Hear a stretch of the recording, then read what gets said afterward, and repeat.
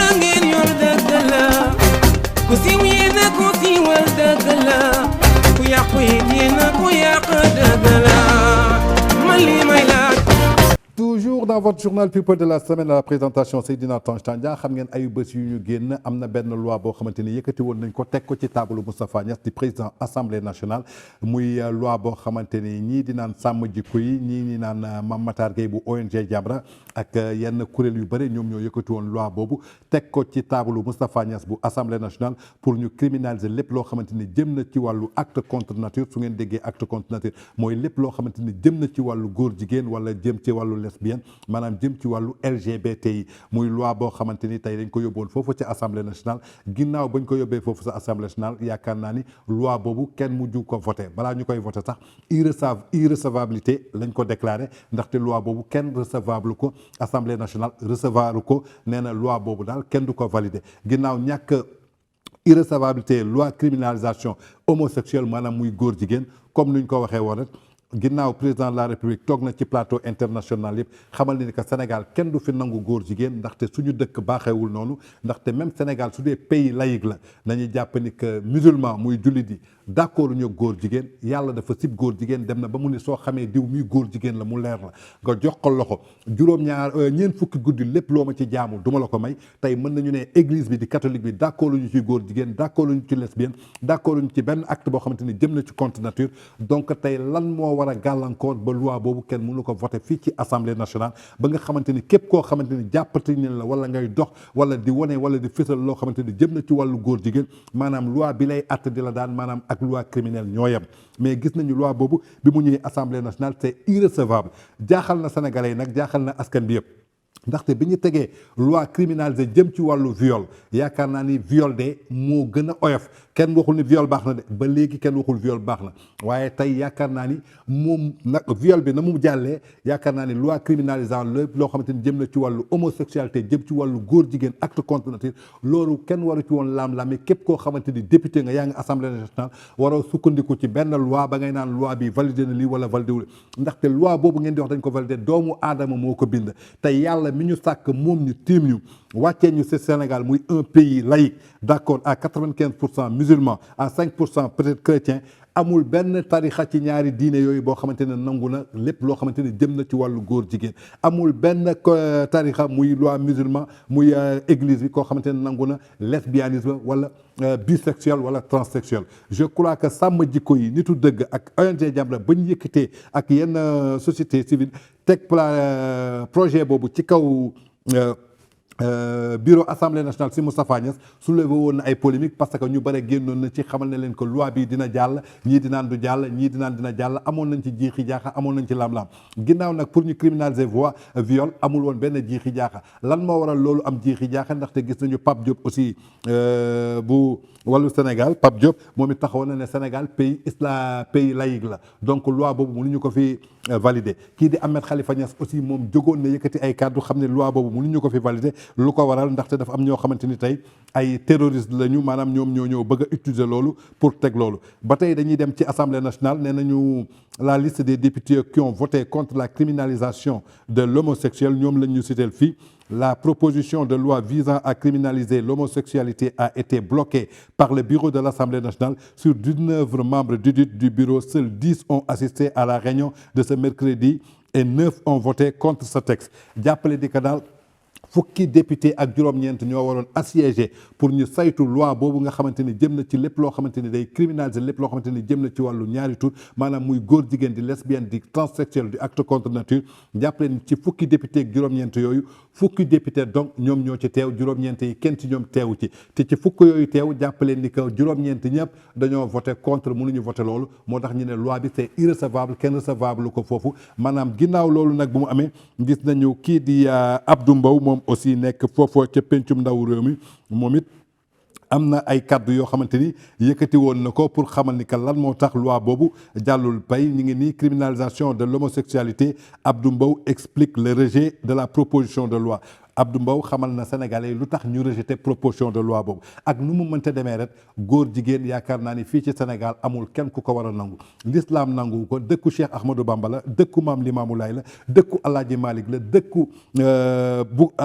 Mame Baye Niass la dëkku Cheikh Bou Kounta la dëkku Cheikh Sakhnou Aïdara la yaakaar naa ni dëkku Yeesu Krista la évêque yi nekk fi abbé yi nekk fi kenn si ñoom d'accord si mais Abdou Mbow ginnaaw moom si assemblée nationale la nekk su ko ndikoo ni ci ay texte loo xamante ne ay doomu aadama ñoo ko bind nee na le bureau de l'Assemblée nationale a rejeté mercredi la proposition de loi portant criminalisation de l'homosexuel pour cause justifie Abdou Mbaye. Les 6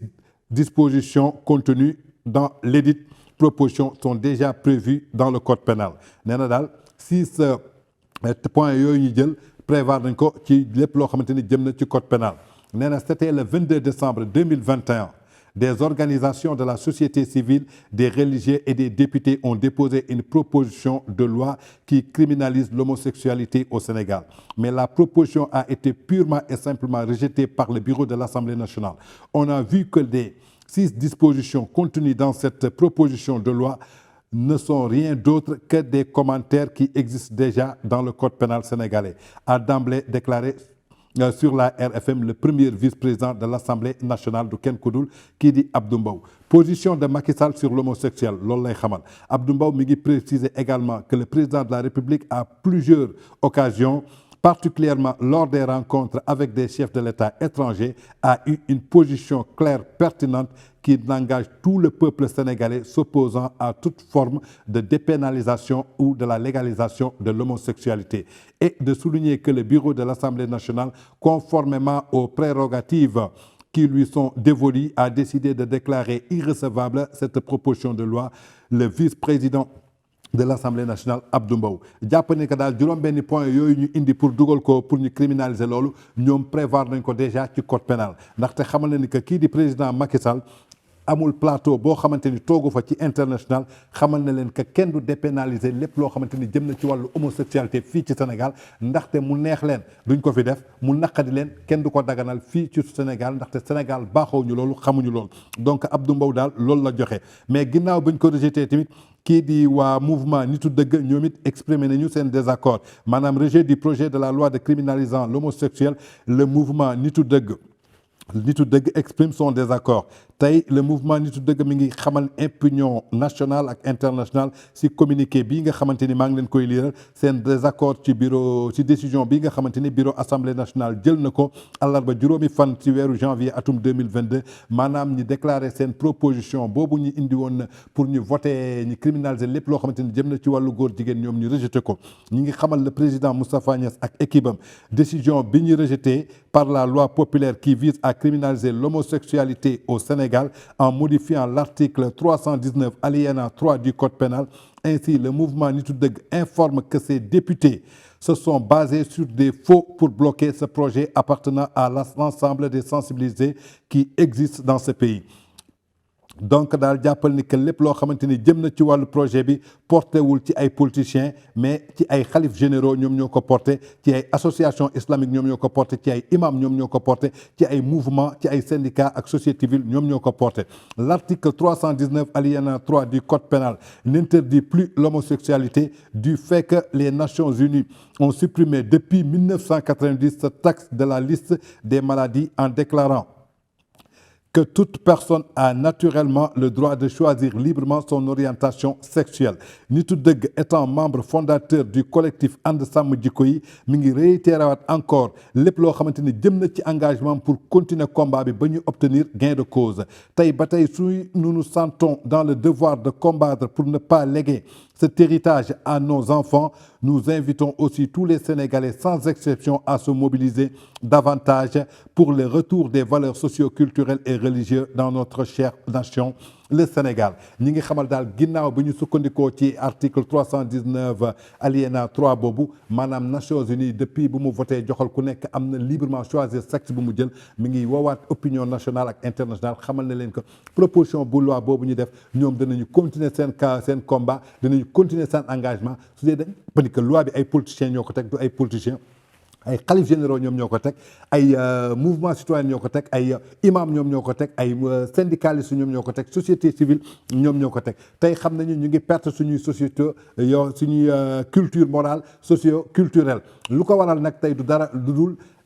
internet bi fu mu toll parce que amoon na ay jamono fii ci Sénégal yaakaar naa ni kenn xamul woon lan mooy drapeau LGBTI kenn xamul woon ni que LGBTI lii la tag mais gis nañu ñetti at yi ñu génn ñu ngi koy wax ci dëkk bi Sénégal yëpp di ko xam ñun dee judd nañu ba màgg ba toll lu ñu toll yàgg nañu dégg góor jigéen am na mais mosuñu xam ne que drapeau bi ñoom la lay mandargal mais peut-être xëy na benn système de communication la boo xamante ni xëy na ñoom ñoo ko pousse xam nañu Sénégal du ñu nangu ñu légaliser lépp loo xamante ni jëm na ci wàllu góor jigéen xam nañu loolu mënta nekk kenn mënu ko fi nangu fii ci Sénégal mu neex la duñ ko fi nangu mu naqadi duñ ko fi nangu ndaxte dafa am lu ñu baaxoo dafa am ay jikko yu ñu baaxoo su ñuy wootee nag baatu laa ilaha illallah sayyidina muhammadan rasulullah sallallahu alayhi wa sallam ku ci nekk am ci tarixa bi nga jokku ñii daa jekku ci murid ñii jekku ci tijaan ñii jekku ci ñeseen ñii jekku ci laayeen ñii jekku ci xaadr donc ñoom xam nañu loolu du mës a am Sénégal est-ce que jëluñu beneen système boo xamante ni xëy na bëgg nañ ko sensibiliser nit ñi wax ko ba nga xamante ne xale yu ndaw yi dañ koy dégg di ko màggaale peut-être di ko tester nee naa leen jamono yi bi ñu toll jamono internet lañ toll on est au 21e siècle c'est la révolution de la technologie am na ay jumtukaay yu bëri tey yi nga xamante ni am na tey ci société bi amul woon bu njëkk tey YouTube am na lépp loo xamante ni muy vidéo bu ñu bëgg a sensibiliser mën nañ ko def ci YouTube soo jëndee sa téléphone am na ci biir tey TikTok am na tey ay WhatsApp Snapchat am na tey da ngay dem ba ci TikTok bi da ngay gis jigéen ak jigéen taxaw di def acte contre nature ba pare xale yi di ko seetaan tey am na xale yu ndaw yoo xamante ne amaana mën nañ ko seetaan amuñu benn maturité mën nañu tëju seen nekk wala làqatu ñu ne dañ koy essayer te la ñuy essayer yooyu mën na doon vice ci ñoom tey góor jigéen bi ngeen di gis da ngeen di gis ñoo xamante ni tey dañuy nekk ci TikTok bi di mu leer na leen que ñii ay góor jigéen lañu ñi jël seen drapeau di ko valoir ci écran yi xale yi di ko gis chaque jour guddeeg bëccëg suba ngoon tey ñooñu aussi mën nañ dem ba ci biir ñu ne waa ñii li ñuy def nii lan moo ci nekk ñun dañ ko bëgg a goûter est-ce que tey utiliser wuñu formule yooyu pour gën a insister xale yi tey ci wàllum góor jigéen bi est-ce que insister wuñu ci loolu pour soulever tey nañu voter loi criminalisant l'homosexualité te xam nañu loolu du mën nekk ndaxte bëgg nañu pour ñu wax affaire góor jigéen ñi def ko benn débat public télé yi di ko wax rajo yi di ko wax grand place yi di ko je crois que il est temps que sénégalais yi comprendre benn jeu am na jeu boo xamante ni occidentaux yi am na lu ñu la koy infiltrer tey xam nañu loolu mënta nekk Sénégal xam nañ ñu fi nekk est-ce que nekkuñu di utiliser ay société est-ce que nekkuñu di utiliser ay mouvement wala ay association ñu ne taxaw leen carrément seen Sénégal ngeen ne kenn du fi nangu góor jigéen mais l'importance ñun lu ñu bëgg waxu góor jigéen ngeen koy dégg xale yi di ko màggandoo ku nekk di poser question di naan lan mooy góor jigéen ak lan moo dul góor jigéen mais je crois que tey su dee xam nañu Sénégal kenn du fi légaliser lu jëm ci wàllu acte contre nature je crois que c'est peine perdue ñu koy def débat sax ba nit ñi di ci sonn wala di ci wax en tout cas proposé nañu loi bi foofa ci assemblée nationale def nañ ko irrecevabilité nitu dëgg bañ nañu Ahmed Khalifa Niass indi na ay contre proposition teg ko ci tey ci démb ci àjjuma ji gis ngeen ba ñu demee di manifester foofu kii di Karim Xrum Xax ak yenn mouvement nitu dëgg dañuy ñëw ba ci bunt assemblée nationale taal fa drapeau LGBT bi mais yoon daf leen mujj teg loxo en tout cas muy benn loi boo xamante ni déposé woon nañ ko ci table assemblée nationale mais jàppale ni ko loi boobu daal kenn mujj ko voté. ku siiw yéena ku siiwal dëgg la ku yàqu it yéena ku yàq dëgg la